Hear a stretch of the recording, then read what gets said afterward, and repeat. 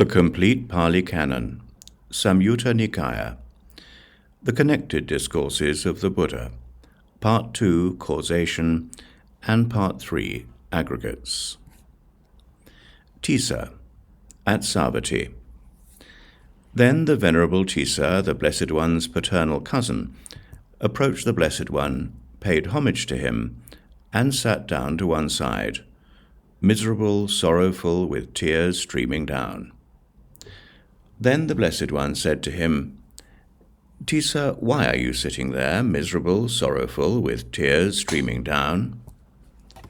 "Because, Venerable Sir, the Bhikkhus have attacked me on all sides with sharp words." "That, Tissa, is because you admonish others, but cannot bear being admonished yourself. Tissa, this is not proper for you, a clansman who has gone forth out of faith from the household life into homelessness, that you admonish others, but cannot accept admonition in turn. This is proper for you, Tissa, a clansman who has gone forth out of faith from the household life into homelessness, that you admonish others and accept admonition in return." This is what the Blessed One said. Having said this, the Fortunate One, the teacher, further said this: "Why are you angry? Don't be angry. Non-anger is better for you, Tissa. It is to remove anger, conceit, and scorn that the holy life is lived, O Tissa." A bhikkhu named Elder. On one occasion, the Blessed One was dwelling at Rajgaya, in the bamboo grove, the squirrel sanctuary. Now on that occasion a certain bhikkhu named Elder was a lone dweller, and spoke in praise of dwelling alone. He entered the village for alms alone, he returned alone, he sat alone in private, he undertook walking meditation alone. Then a number of bhikkhus approached the Blessed One, paid homage to him, sat down to one side, and said to him, "Here, Venerable Sir, there is a certain bhikkhu named Elder, who is a lone dweller, and who speaks in praise of dwelling alone." Then the Blessed One addressed a certain bhikkhu thus: "Come, bhikkhu, tell the bhikkhu Elder in my name that the teacher calls him." "Yes, Venerable Sir," that bhikkhu replied. And he went to the Venerable Elder and told him, "The teacher calls you, friend Elder." "Yes, friend," the Venerable Elder replied, and he approached the Blessed One, paid homage to him, and sat down to one side. The Blessed One then said to him, "Is it true, Elder, that you are a lone dweller, and speak in praise of dwelling alone?" "Yes, Venerable Sir." "But how, Elder, are you a lone dweller, and how do you speak in praise of dwelling alone?" "Here, Venerable Sir, I enter the village for alms alone, I return alone, I sit alone in private, and I undertake walking meditation alone. It is in such a way that I am a lone dweller, and speak in praise of dwelling alone." "That is a way of dwelling alone, Elder. I do not deny this. But as to how dwelling alone is fulfilled in detail, listen to that and attend closely. I will speak." "Yes, Venerable Sir." "And how, Elder, is dwelling alone fulfilled in detail?" "Here, Elder, what lies in the past has been abandoned, what lies in the future has been relinquished, and desire and lust for present forms of individual existence has been thoroughly removed. It is in such a way, Elder, that dwelling alone is fulfilled in detail." This is what the Blessed One said. Having said this, the Fortunate One, the teacher, further said this: "The Wise One, all-conqueror, all-knower, among all things unsullied, with all cast off, liberated in the destruction of craving, I call that person one who dwells alone." Mahakapina, at Savatthi. Then the Venerable Mahakapina approached the Blessed One. The Blessed One saw him coming in the distance and addressed the bhikkhus thus: "Bhikkhus, do you see that bhikkhu coming? Fair-skinned, thin, with a prominent nose?" "Yes, Venerable Sir." "That bhikkhu is of great spiritual power and might. It is not easy to find an attainment which that bhikkhu has not already attained. And he is one who, by realizing it for himself with direct knowledge, in this very life enters and dwells in that unsurpassed goal of the holy life, for the sake of which clansmen rightly go forth from the household life into homelessness." This is what the Blessed One said. Having said this, the Fortunate One, the teacher, further said this: "The Khattiya is the best among people for those whose standard is the clan, but one accomplished in knowledge and conduct is best among devas and humans. The sun shines by day, the moon glows at night. The Khattiya shines clad in armor, the meditative Brahmin shines, but all the time, day and night, the Buddha shines with glory." Companions at Savatthi. Then 2 bhikkhus who were companions, pupils of the Venerable Mahakappina, approached the Blessed One. The Blessed One saw them coming in the distance, and addressed the bhikkhus thus: "Bhikkhus, do you see those 2 bhikkhus who are companions coming, pupils of Kappina?" "Yes, Venerable Sir." "Those bhikkhus are of great spiritual power and might. It is not easy to find an attainment that those bhikkhus have not already attained, and they are ones who, by realizing it for themselves with direct knowledge, in this very life enter and dwell in that unsurpassed goal of the holy life, for the sake of which clansmen rightly go forth from the household life into homelessness." This is what the Blessed One said. Having said this, the Fortunate One, the teacher, further said this: "These 2 companion bhikkhus have been united for a very long time. The true Dharma has united them in the Dharma proclaimed by the Buddha. They have been disciplined well by Kappina in the Dharma proclaimed by the Noble One. They carry about their final bodies, having conquered Mara and his mount." The Book of Causation is finished.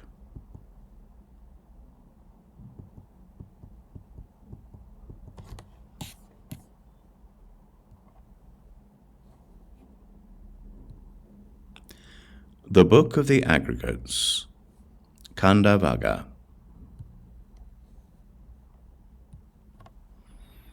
Khanda Samyutta. The Khanda Samyutta contains 159 suttas arranged into 3 divisions called panasakas, sets of 50.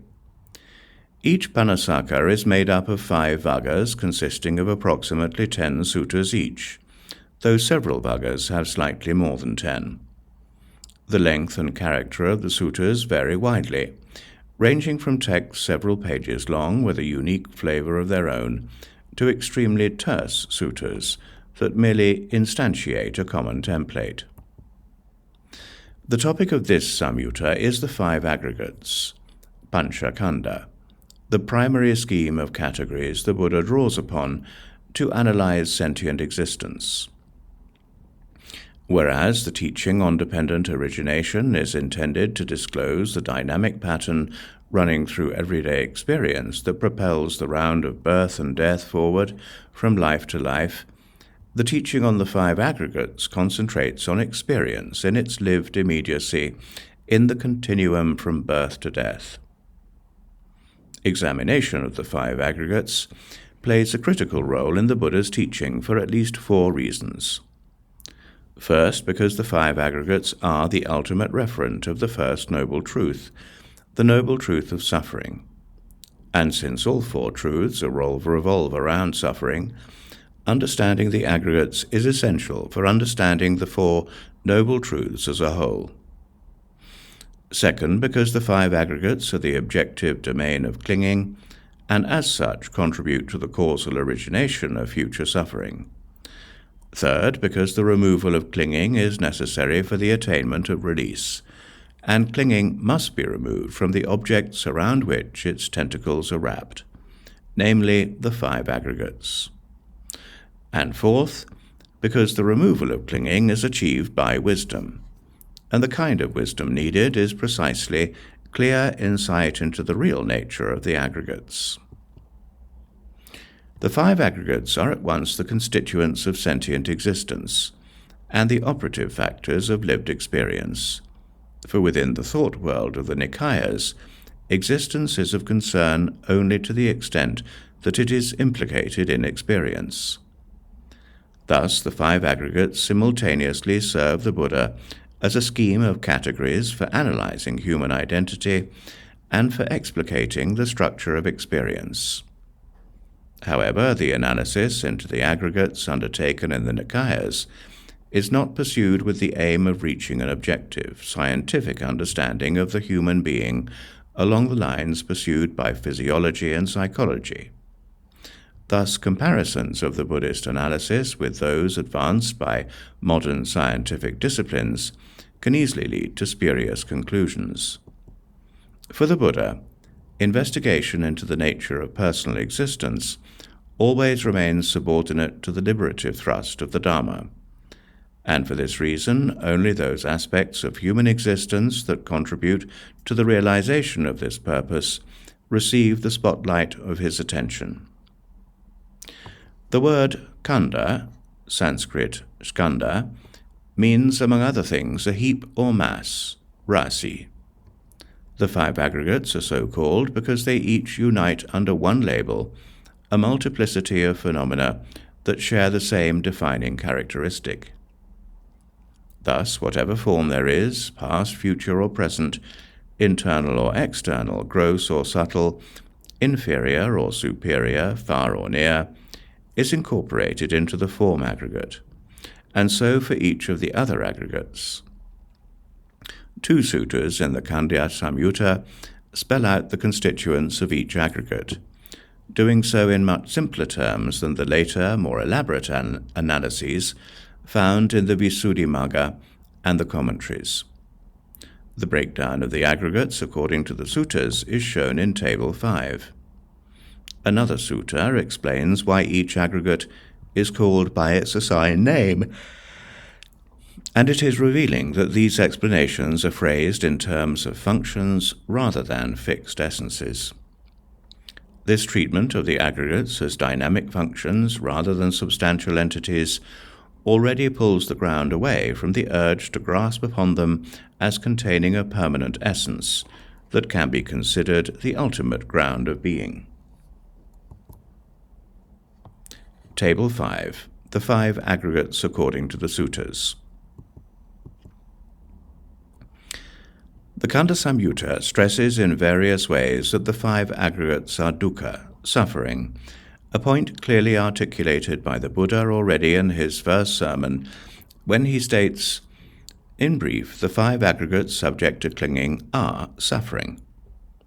The aggregates are suffering because they tend to affliction and cannot be made to conform with our desires, because attachment to them leads to sorrow, lamentation, pain, displeasure, and despair, because their change induces fear, distress, and anxiety. Even more pointedly, the 5 aggregates are already suffering simply because they are impermanent, and thus can never fulfill our hopes for perfect happiness and security. While they give pleasure and joy, which is the gratification, asada, in them, eventually they must change and pass away, and this instability is the danger, adinava, perpetually concealed within them. Though we habitually assume that we are in control of the aggregates, in truth they are perpetually devouring us, making us their hapless victims. To identify with the aggregates and seek fulfillment in them is to be like a man who employs as his servant a vicious murderer out to take his life.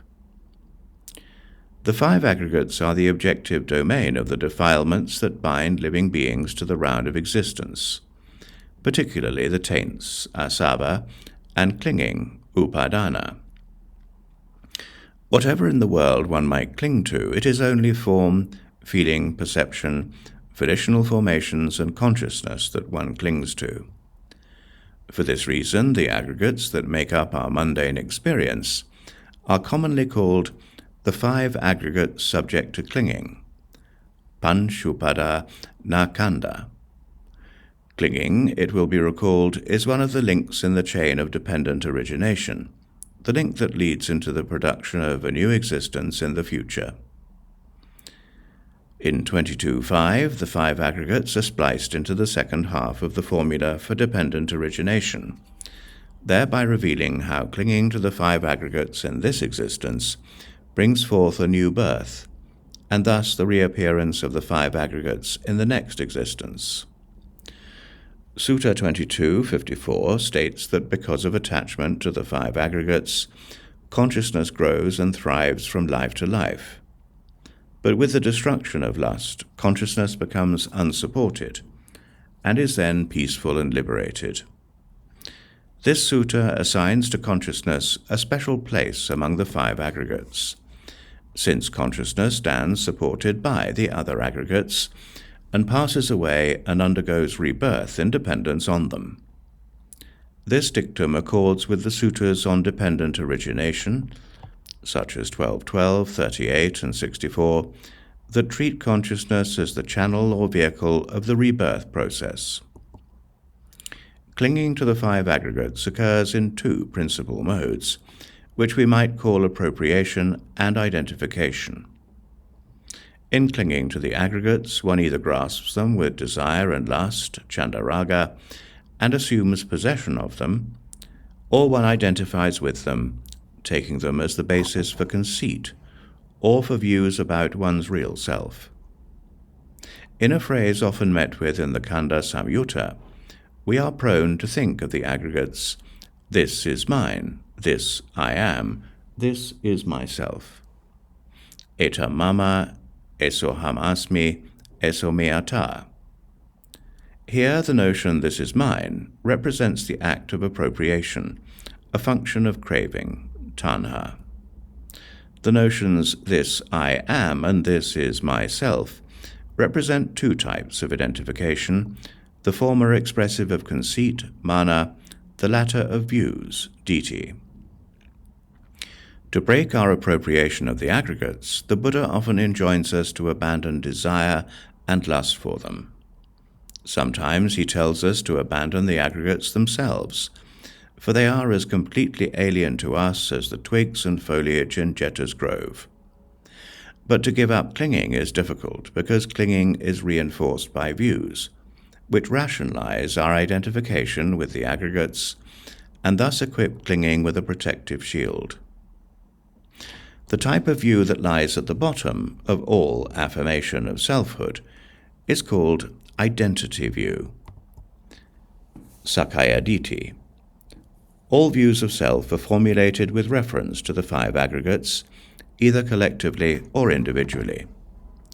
The sutras often mention 20 types of identity view, obtained by considering oneself to stand in any of four relations to each of the five aggregates, either as identical with it, as possessing it, as containing it, or as contained within it. The Buddha describes identity view as the leash that keeps the worldling bound to the round of rebirths, revolving in circles like a dog going around a post. He also makes identity view the first of the 10 fetters to be eradicated on the path to liberation. The most common way the sutras distinguish between the uninstructed worldling, asutava putujana, and the instructed noble disciple, sutava ariyasavaka, is precisely by way of identity view. The worldling perpetually regards the aggregates as a self or as a self's accessories.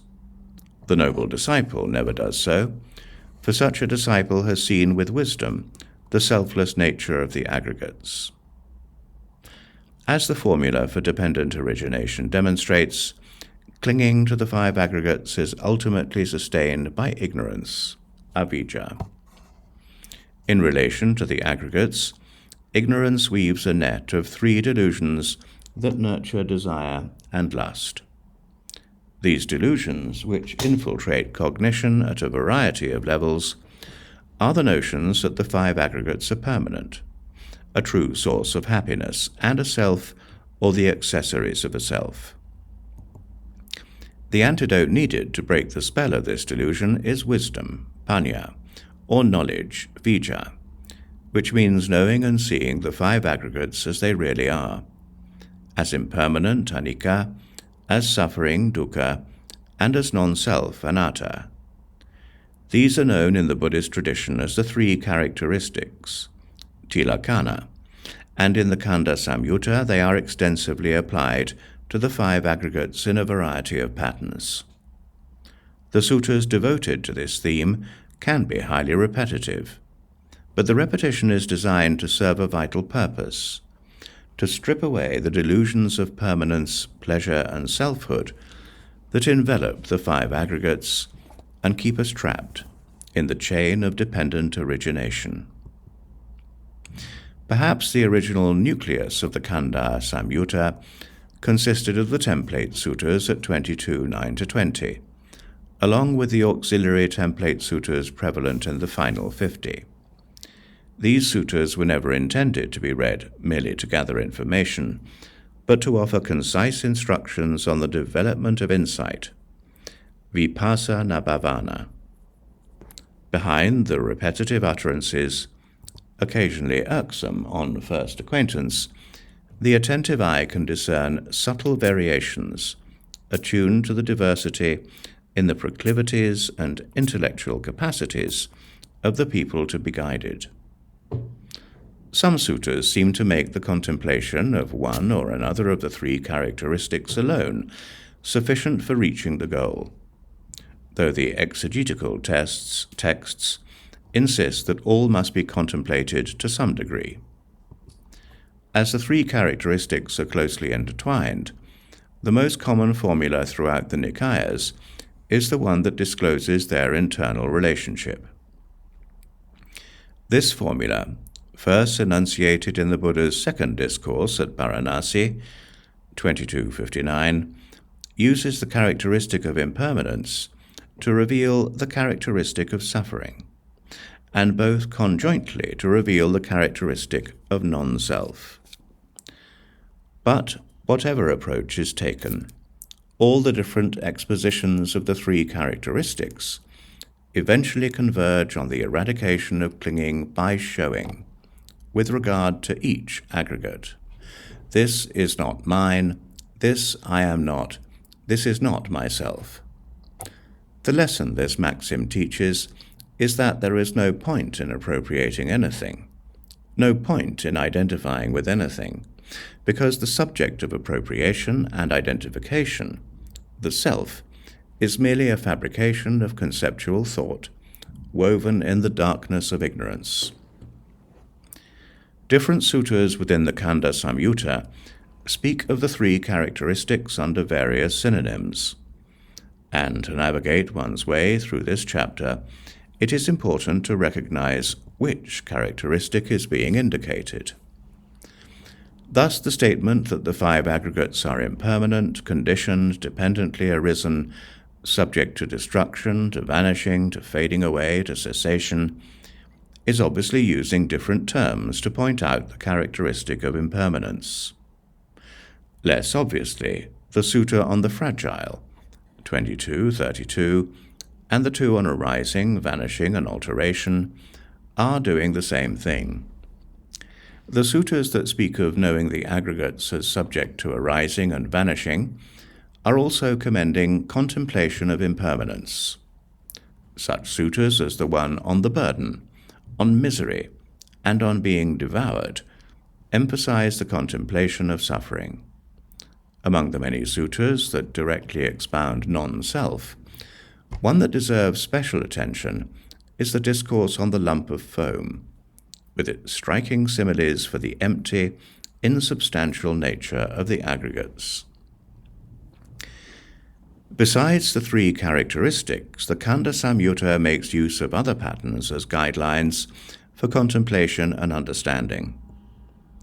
The gratification triad is often applied to the aggregates, sometimes expanded into a pentad by the addition of origin and passing away. Another is the four-truth pattern, understanding each aggregate, its origin, its cessation, and the way to its cessation. A sevenfold hybrid is obtained by merging the four-truth pattern with the gratification triad. In 2 suttas, the Venerable Sariputta recommends a scheme of 11 ways of attending to the aggregates, obtained by differentiating various aspects of the 3 characteristics. This method of contemplation, he says, leads all the way from the first steps on the path of meditation to the final stage of arahantship, and can even be recommended to the arahant. According to a stock formula attached to most of the suttas on the 3 characteristics, the insight into the 5 aggregates as impermanent, suffering, and non-self induces revulsion, nibbida, dispassion, viraga, and liberation, vimutti. Revulsion is explained by the commentaries as a profound inward turning away from conditioned existence that comes with the higher stages of insight. Dispassion is the supramundane path, particularly the path of arahantship, which eliminates the last traces of craving. Dispassion culminates in liberation, the release of the mind from clinging and the taints, and liberation is in turn ascertained by the subsequent knowledge and vision of liberation, a reviewing knowledge that gives the assurance that the round of rebirths has been stopped, and nothing further remains to be done. The Khanda Samyutta shows that the elimination of clinging occurs in 2 distinct stages. The first is the elimination of the conceptual types of clinging expressed by wrong views, above all by identity view. This stage of release comes with the breakthrough to the Dharma, the attainment of stream entry. At this point, the disciple sees the selfless nature of the aggregates and thus overcomes all views of self. For this reason, the defining mark of the instructed noble disciple, the one who has made the breakthrough, is the elimination of every kind of identity view. However, disciples in training, sekha, even those at the penultimate stage of non-returner, still retain a subtle notion of I am that continues to linger over the 5 aggregates like the scent of soap over newly washed clothes. This is spoken of as a residual conceit I am, a desire I am, an underlying tendency I am. However, as the noble disciple continues to contemplate the rise and fall of the aggregates, in time even this residual notion of I am disappears. It is only the arahant who has fully understood the 5 aggregates down to the root, and thus eradicated the subtlest tendencies to self-affirmation. Elsewhere in the Khanda Samyutta is the distinction between the trainee and the arahant is drawn in other terms, based on the same principle but differently expressed. Sutta 22:56 explains that trainees have directly known the 5 aggregates by way of the 4-truth pattern and are practicing for their fading away and cessation. Thereby they have gained a foothold in this Dharma and discipline. Arahants have also directly known the 5 aggregates by way of the 4-truth pattern, but they have extirpated all attachment to the aggregates and are liberated by non-clinging. Thus they are called consummate ones, for whom there is no round for describing them. See 22:57, which expands the sphere of direct knowledge into a 7-fold pattern. While direct knowledge, abhinya, of the aggregates is ascribed to both trainees and arahants, only arahants are said to have full understanding, pariññā, of the aggregates, for full understanding implies the destruction of lust, hatred, and delusion. At 2279, the trainee is described as one who is abandoning the 5 aggregates and does not cling to them. The arahant, in contrast, is one who neither abandons nor clings, but abides having abandoned. And at 22:109-10, the stream enterer is defined as one who understands the 5 aggregates by way of their origin, passing away, gratification, danger, and escape, while the arahant is one who, having understood the aggregates thus, is liberated by non-clinging. Thus, these passages indicate the essential difference between the trainee and the arahant to consist in the extent to which they have developed liberating knowledge. The trainee has arrived at this knowledge and thereby eliminated the conceptually explicit types of ignorance crystallized in wrong views, but he has not yet fully utilized it to eradicate the emotively tinged types of ignorance manifest as clinging. The arahant has mastered this knowledge and fully developed it, so that in his mind all the defilements along with the subtlest shades of ignorance have been abolished. The trainee might be compared to a person walking along a mountain path, who catches a distant glimpse of a splendid city, but must still walk across several more mountains to reach his destination. The arahant is like one who has arrived at the city and now dwells comfortably within its bounds. Beneath its repetitiveness and copious use of template formulas, the Khanda Samyutta is a rich compilation of texts, and no brief introduction can do justice to all its suggestive themes. Special mention, however, might be made of the Theravada, the 4th vagga, on the elder monks. Here we find Ananda's first-hand account of his breakthrough to the Dharma while listening to a discourse on the aggregates, Sariputta's refutation of the annihilationist interpretation of Nibbana, Anuradha's puzzlement about the Tathagata's status after death, the story of Vakali, who attained final Nibbana while dying at his own hand, the Khemaka Sutta on the distinction between the trainee and the arahant, and the story of the refractory monk Channa, whose change of heart proved abundantly fruitful. Radha Saṃyutta.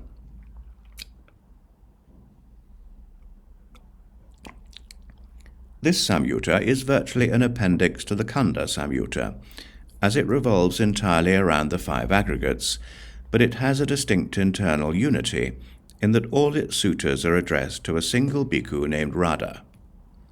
According to the commentary, the Buddha liked to speak to this monk on deep and subtle matters, and thus a large number of texts have come down through him.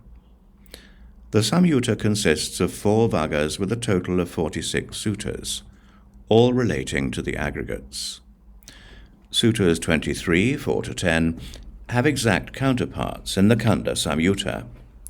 The contents of the 2nd and 3rd vagga largely overlap, while the 3rd and 4th vaggas are identical, except for the circumstances of their delivery. Ditti Samyutta. This Samyutta too is an extension of the Khanda Samyutta, an outgrowth of its last vagga, called Ditti Vagga and dealing with views.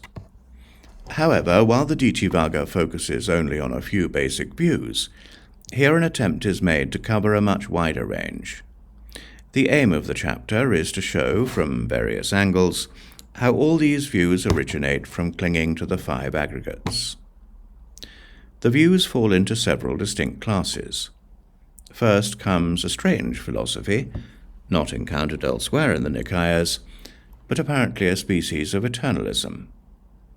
Then come several familiar views, the view "this is mine," etc., eternalism and annihilationism, 24:2-4. This is followed by 4 philosophical theories advocated by the Buddha's contemporaries, all of which he condemned as morally pernicious, and next come the 10 speculative views that the Buddha consistently rejected as invalid. Beginning with the second vagga, 18 additional views are introduced, all concerning the nature of the self after death. It is unclear why these views are not included in the first vagga, as they would have fit in there without any difficulty. The Saṃyutta contains 4 vaggas, which center upon the same collection of views, except that the first vagga lacks the 18 views of self. Each mode of treatment in the 4 vaggas is called a trip, gamana, though the word appears only from the second vagga on. The suttas of the first trip define the mark of the stream enterer as the overcoming of perplexity, kanka, regarding 6 things, namely the arising of views from clinging to the 5 aggregates and the 4 types of sense objects, the 4 counted as 1, which are impermanent, suffering, and subject to change, and the overcoming of perplexity about the 4 noble truths. The second shows that since the 5 aggregates are impermanent, suffering, and subject to change, views arise by clinging and adhering to suffering. The third includes the refrain that the views arise by clinging to the 5 aggregates, which are suffering because they are impermanent. The fourth applies the catechism, is form permanent or impermanent, to the 5 aggregates, to expose their nature as non-self, showing how liberation arises through realizing the selflessness of the aggregates. 25. Okanti Samyutta. 26. Upada Samyutta. 27. Kilesa Samyutta. These 3 samyuttas can be treated together as they are each built upon a common foundation, differing only in the way they use this material to articulate their distinctive themes. The foundation on which they are built is a 10-fold scheme for classifying the factors of experience already encountered in the Rahula Samyutta 18. The 6 internal sense bases, the 6 external sense bases, the 6 classes each of consciousness, contact, feeling, perception, volition, and craving, the 6 elements, and the 5 aggregates. Thus, each samyutta contains 10 suttas, 1 devoted to each group of items. In relation to these 10 groups, the Okanti Samyutta makes a distinction between 2 types of individuals who enter upon the fixed course of rightness, samatha niyama, i.e. the transcendental noble eightfold path, the path of stream entry. The difference between them is determined by their dominant faculty. The one who emphasizes faith resolves, adimukati, on the impermanence of the factors in the 10 groups. This type of person is called a faith follower, sadhanusari. The one who emphasizes wisdom gains understanding of the impermanence of the factors in the 10 groups.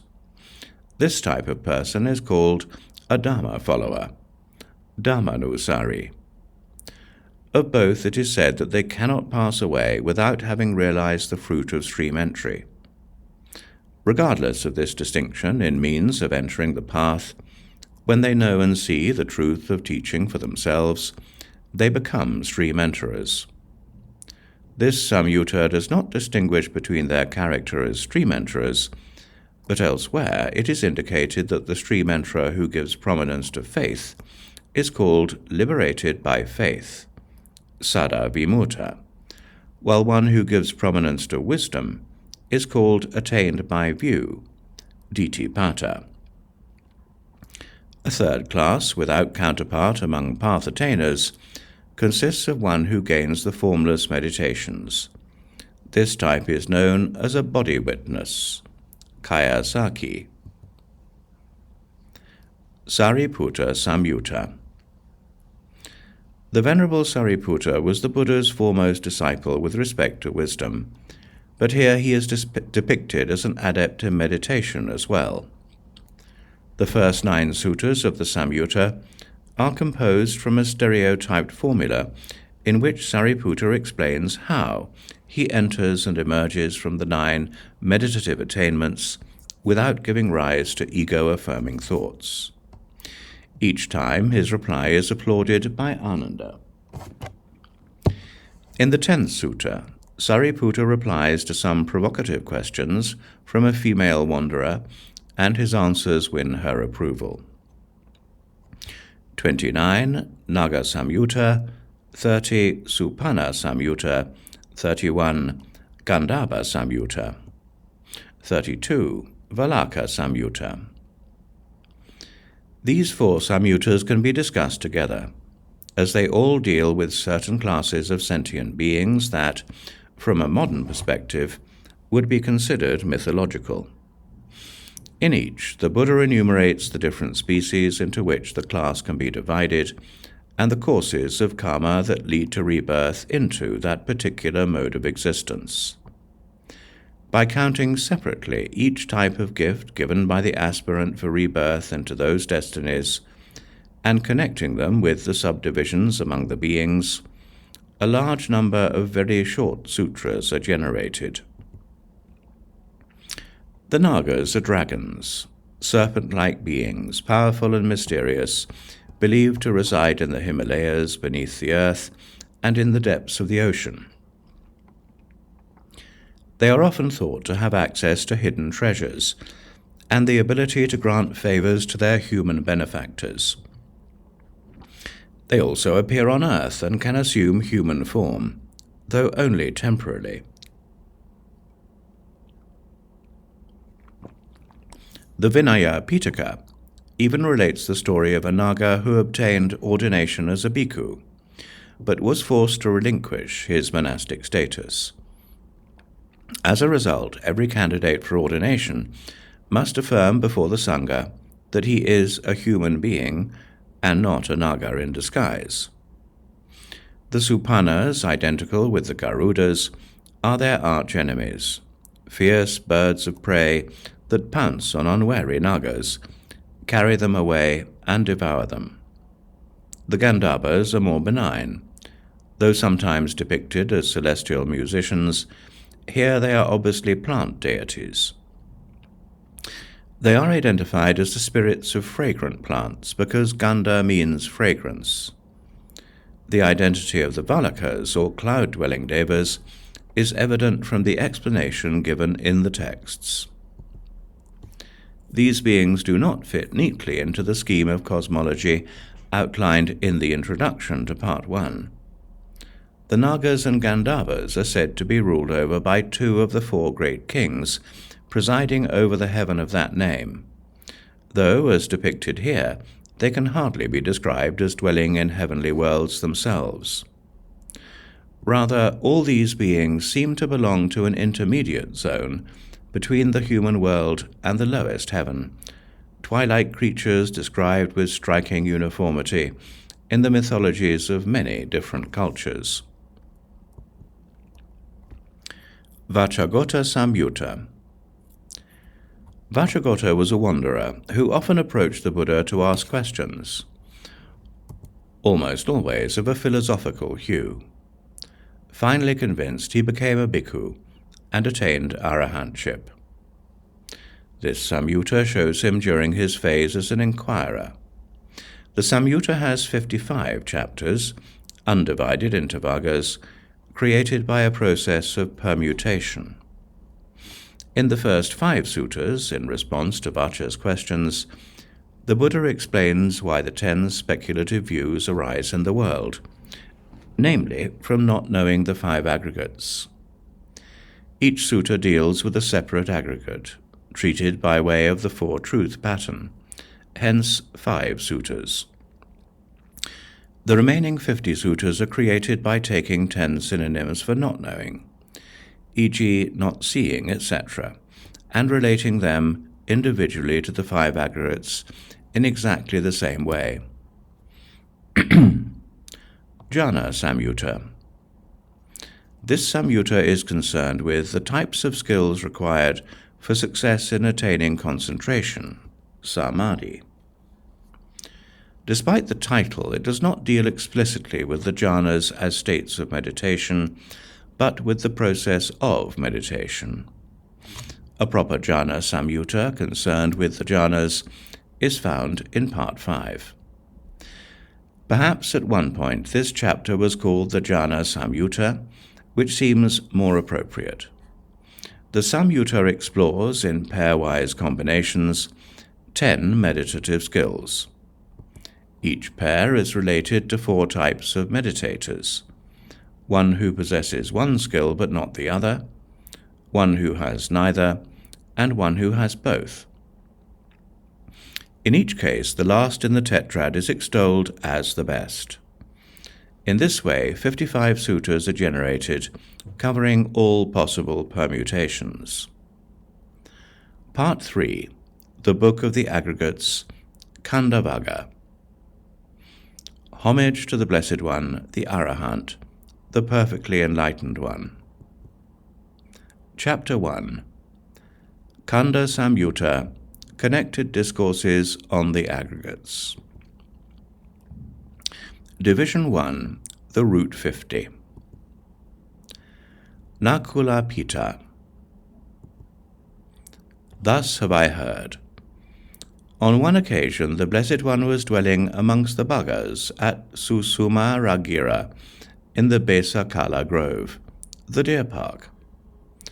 Then the householder Nakula Pita approached the Blessed One, paid homage to him, sat down to one side, and said to him, I am old, Venerable Sir, aged, burdened with years, advanced in life, come to the last stage, afflicted in body, often ill. I rarely get to see the Blessed One and the Bhikkhus worthy of esteem. Let the Blessed One exhort me, Venerable Sir, let him instruct me, since that would lead to my welfare and happiness for a long time. So it is, householder, so it is. This body of yours is afflicted, weighed down, encumbered. If anyone carrying around this body were to claim to be healthy, even for a moment, what is that due to other than foolishness? Therefore, householder, you should train yourself thus. Even though I am afflicted in body, my mind will be unafflicted. Thus should you train yourself.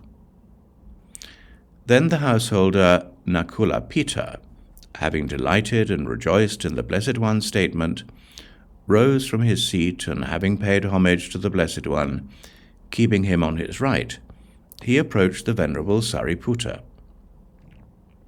Having paid homage to the Venerable Sariputta, he sat down to one side, and the Venerable Sariputta then said to him, Householder, your faculties are serene, your facial complexion is pure and bright. Did you get to hear a Dharma talk today in the presence of the Blessed One? Why not, Venerable Sir? Just now I was anointed by the Blessed One with the ambrosia of a Dharma talk. With what kind of ambrosia of a Dharma talk did the Blessed One anoint you, householder? Here, Venerable Sir, I approached the Blessed One. The householder Nakula Pita repeats his entire conversation with the Buddha. It was with the ambrosia of such a Dharma talk, Venerable Sir, that the Blessed One anointed me. Didn't it occur to you, householder, to question the Blessed One further as to how one is afflicted in body and afflicted in mind, and how one is afflicted in body but not afflicted in mind? We would come from far away, Venerable Sir, to learn the meaning of this statement from the Venerable Sariputta. It would be good indeed if the Venerable Sariputta would clear up the meaning of this statement. Then listen and attend closely, householder. I will speak. Yes, Venerable Sir, the householder Nakula Pita replied. The Venerable Sariputta said this. How, householder, is one afflicted in body and afflicted in mind?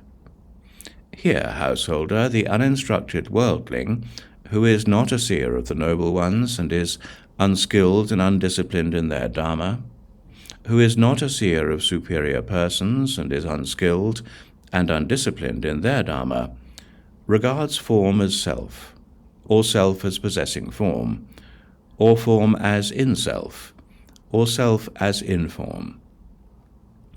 He lives obsessed by the notions, I am form, form is mine. As he lives obsessed by these notions, that form of his changes and alters. With the change and alteration of form, there arise in him sorrow, lamentation, pain, displeasure, and despair. He regards feeling as self, or self as possessing feeling, or feeling as in self, or self as in feeling. He lives obsessed by the notions, I am feeling, feeling is mine. As he lives obsessed by these notions, that feeling of his changes and alters. With the change and alteration of feeling, there arise in him sorrow, lamentation, pain, displeasure, and despair. He regards perception as self, or self as possessing perception, or perception as in self, or self as in perception. He lives obsessed by the notions, I am perception, perception is mine. As he lives obsessed by these notions, that perception of his changes and alters. With the change and alteration of perception, there arise in him sorrow, lamentation, pain, displeasure, and despair. He regards volitional formations as self, or self as possessing volitional formations, or volitional formations as in self, or self as in volitional formations. He lives obsessed by the notions, I am volitional formations. Volitional formations are mine. As he lives obsessed by these notions, those volitional formations of his change and alter. With the change and alteration of volitional formations, there arise in him sorrow, lamentation, pain, displeasure, and despair. He regards consciousness as self, or self as possessing consciousness, or consciousness as in self, or self as in consciousness. He lives obsessed by the notions, I am consciousness, consciousness is mine. As he lives obsessed by these notions, that consciousness of his changes and alters. With the change and alteration of consciousness, there arise in him sorrow, lamentation, pain, displeasure, and despair. It is in such a way, householder, that one is afflicted in body and afflicted in mind. And how, householder, is one afflicted in body but not afflicted in mind? Hear, householder, the instructed, noble disciple, who is a seer of the noble ones and is skilled and disciplined in their dharma, who is a seer of superior persons and is skilled and disciplined in their dharma, does not regard form as self, or self as possessing form, or form as in self, or self as in form. He does not live obsessed by the notions, I am form, form is mine. As he lives unobsessed by these notions, that form of his changes and alters. With the change and alteration of form, there do not arise in him sorrow, lamentation, pain, displeasure, and despair. He does not regard feeling as self, or self as possessing feeling, or feeling as in self, or self as in feeling. He does not live obsessed by the notions, I am feeling, feeling is mine. As he lives unobsessed by these notions, that feeling of his changes and alters. With the change and alteration of feeling, there do not arise in him sorrow, lamentation, pain, displeasure, and despair. He does not regard perception as self, or self as possessing perception, or perception as in self, or self as in perception. He does not live obsessed by the notions, I am perception, perception is mine. As he lives unobsessed by these notions, that perception of his changes and alters. With the change and alteration of perception, there do not arise in him sorrow, lamentation, pain, displeasure, and despair. He does not regard volitional formations as self, or self as possessing volitional formations, or volitional formations as in self, or self as in volitional formations. He does not live obsessed by the notions, I am volitional formations are mine. As he lives unobsessed by these notions, those volitional formations of his change and alter. With the change and alteration of volitional formations, there do not arise in him sorrow, lamentation, pain, displeasure, and despair. He does not regard consciousness as self, or self as possessing consciousness, or consciousness as in self, or self as in consciousness. He does not live obsessed by the notions, I am consciousness, consciousness is mine. As he lives unobsessed by these notions, that consciousness of his changes and alters. With the change and alteration of consciousness, there do not arise in him sorrow, lamentation, pain, displeasure, and despair. It is in such a way, householder, that one is afflicted in body, but not afflicted in mind. This is what the Venerable Sariputta said. Elated, the householder Nakulapita delighted in the Venerable Sariputta's statement.